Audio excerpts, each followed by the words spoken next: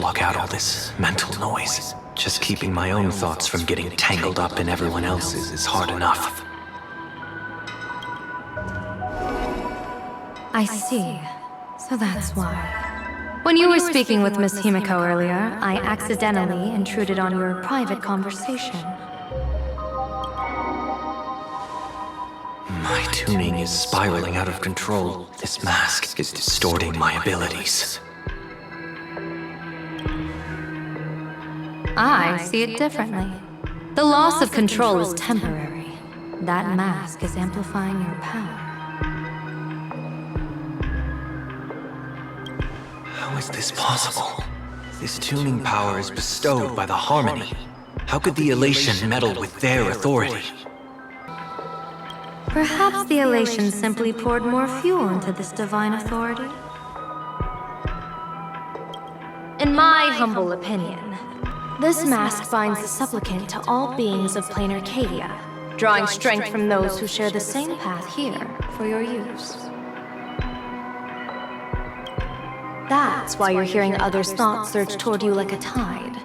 Your tuning is steadily expanding, and you've become the center of this melody.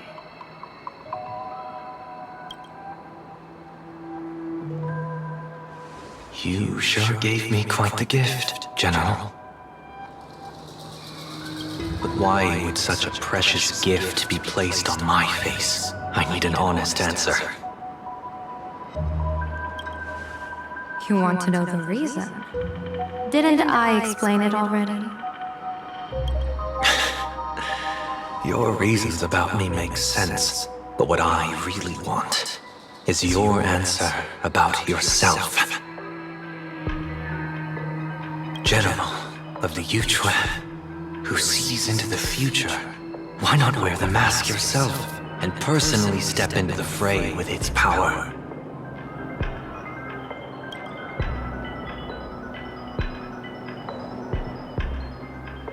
Words can deceive, but only tuning lays the truth bare.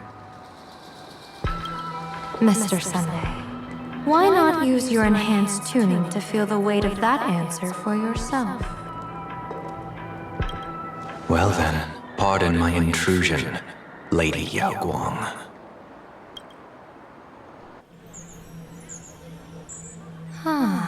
So this bird on my shoulder is the manifestation of the tuning's resonance?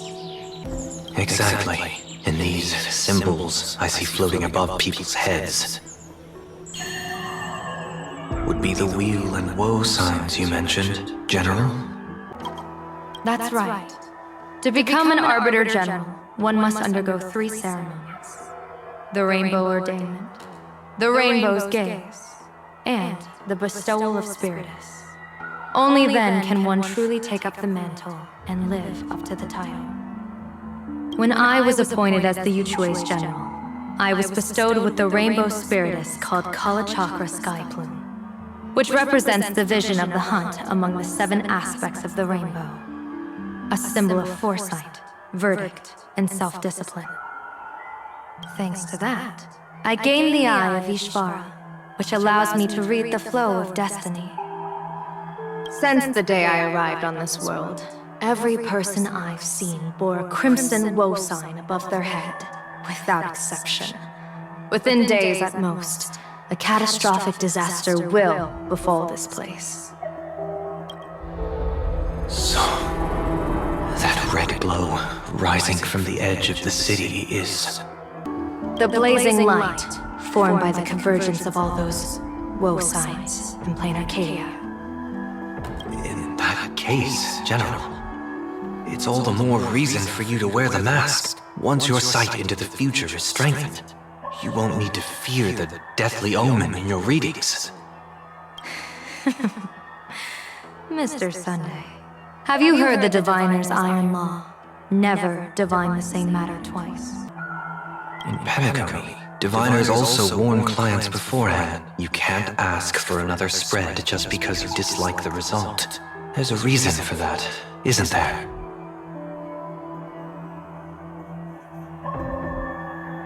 Divining the future is, in essence, a form of observation and calculation.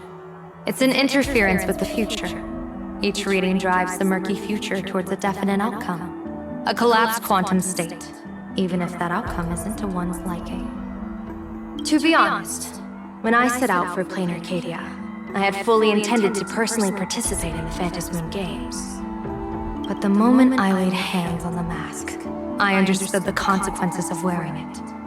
Once this miraculous item is donned, the Eye of Ishvara would transcend mere sight and permeate throughout this realm. The Kalachakra sky plume would predict the future of all beings at tens of billions of instances per second. You're saying that simply by your observation, our future would become fixed.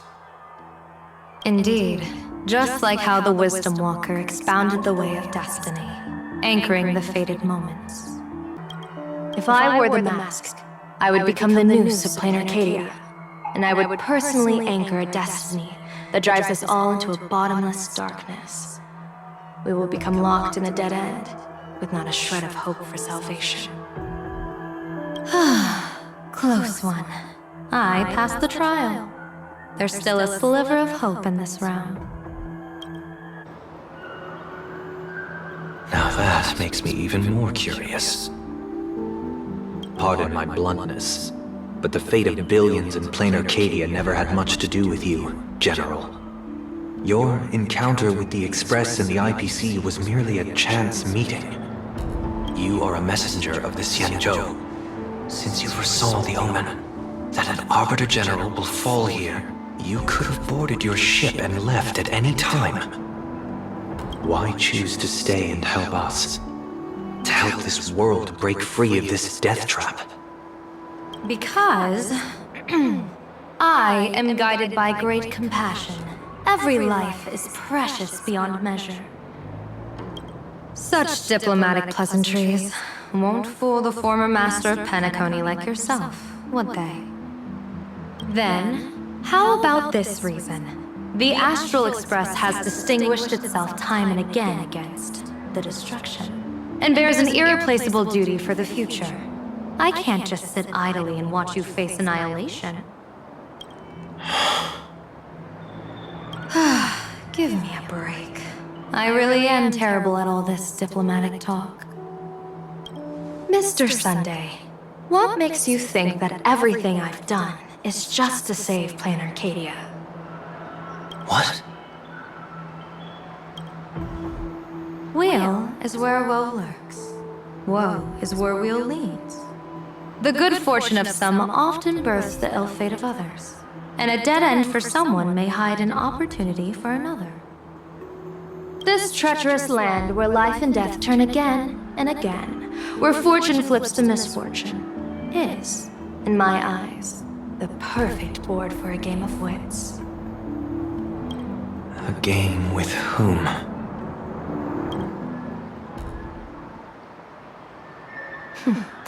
With the gods. Mr. Sunday, have you heard of the Battle of the Fenghu 30 years ago? I've heard rumors of that war, but not the details. General, are you suggesting Planarcadia is now facing dangers just as perilous as the Xianzhou Fenghu was back then?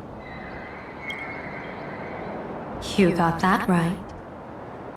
30 years ago, the Abundance Axis broke our lines and invaded the Fenghu homeland. The abominations awakened a living demonic star, intending to sink the Xianzhou Fenghu.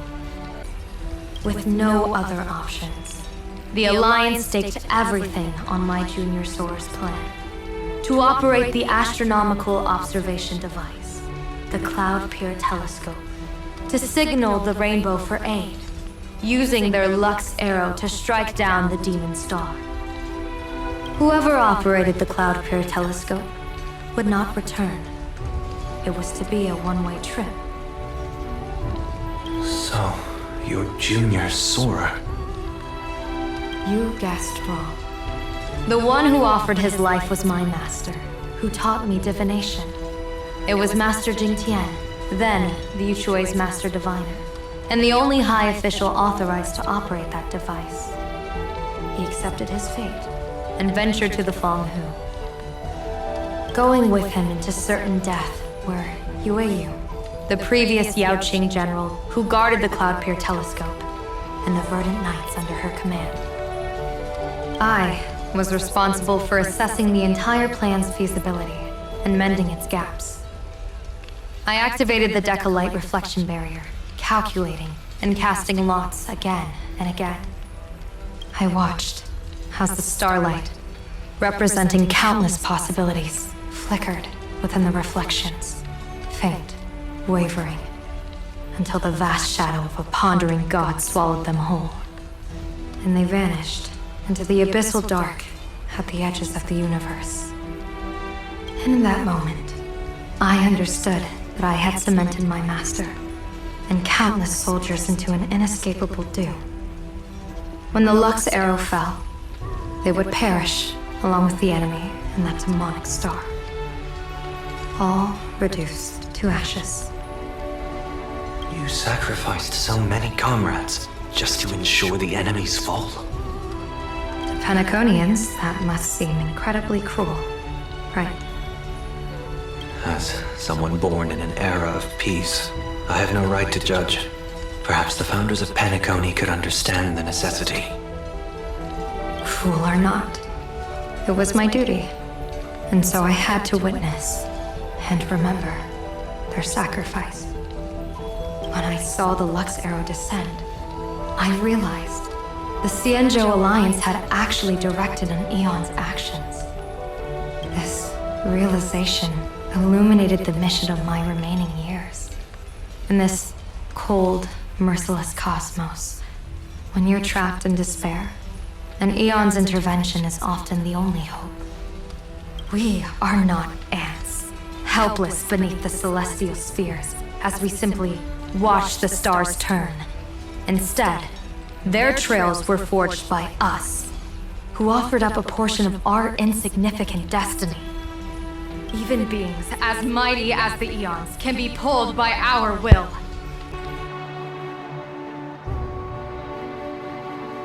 Is this what you want to do in Planarcadia?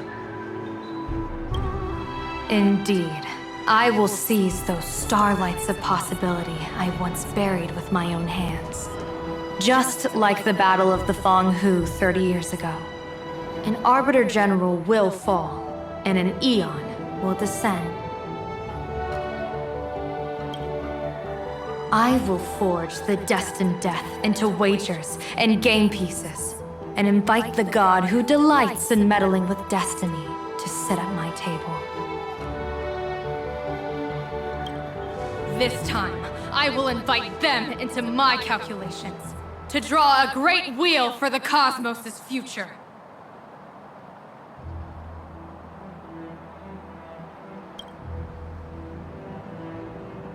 Mr. Sunday, surely you can understand this mad idea of mine, having once reached the divine throne of order yourself.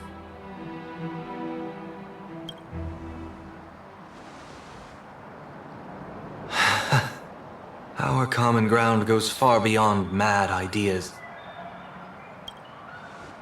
But I was reviving a god who already lay dead and buried in the infinite dark. General, how can you be sure that the most capricious Eon would be led by your fancy?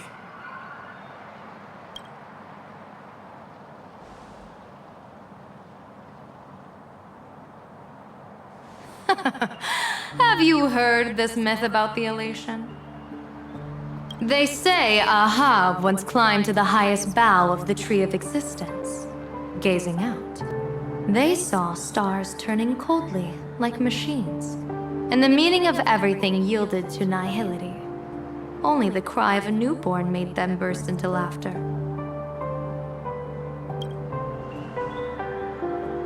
Mr. Sunday, answer me. Why did Aha laugh?